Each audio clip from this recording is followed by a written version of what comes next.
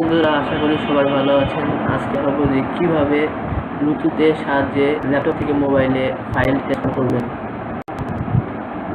তো এর জন্য আমাদের যেতে হবে ব্লুটুথ অপশনে। এখানে ব্লুটুথ অপশনে যাব, যে এখানে রিসিভ এ ফাইল, এখানে চাপ দিব।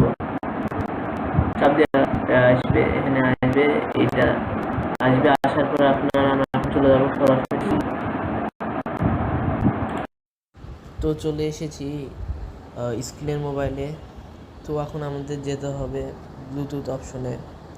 এই যে উপরে দেখতে পাচ্ছেন, ব্লুটুথ অপশনে চাপ দিব। চাপ দেওয়ার পরে এখানে অল্পক্ষণ চাপ দিয়ে ধরে থাকবো। তারপরে আপনার ল্যাপটপের যে ব্লুটুথ আইডি সেটার সাথে কানেক্ট করে নেব।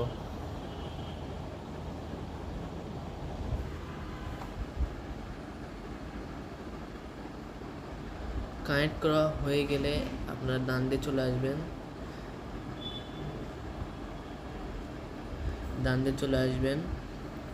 চলে আসার পরে আপনারা গ্যালারিতে বা যেখানে যাবেন সেখান থেকে যাওয়ার পরে ধরুন আমি এই 3টা ছবি পার করব, সেক্ষেত্রে আপনার চাপ ধরবেন, এভাবে সিলেক্ট করবেন। সিলেক্ট করে শেয়ারে চাপ দিবেন। শেয়ারে চাপ দেওয়ার পরে আপনারা চলে যাবেন সরাসরি ব্লুটুথ অপশনে।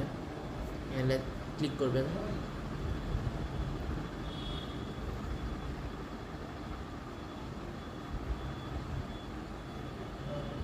ক্লিক করার পরে আপনারা যে ব্লুটুথ পিসির যে আইডিতে সেখানে চাপ দেবেন, তাহলেই সেখানে এটা সেন্ড হয়ে যাবে।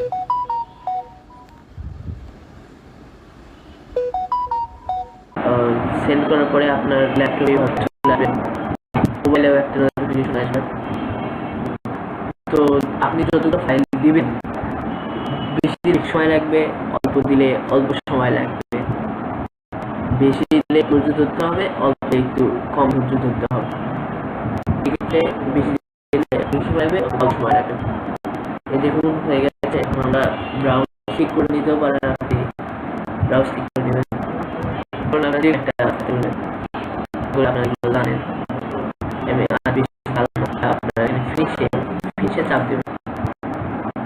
কমপ্লিট হয়ে যাওয়ার পরে হয়ে যাবে। তো ধন্যবাদ।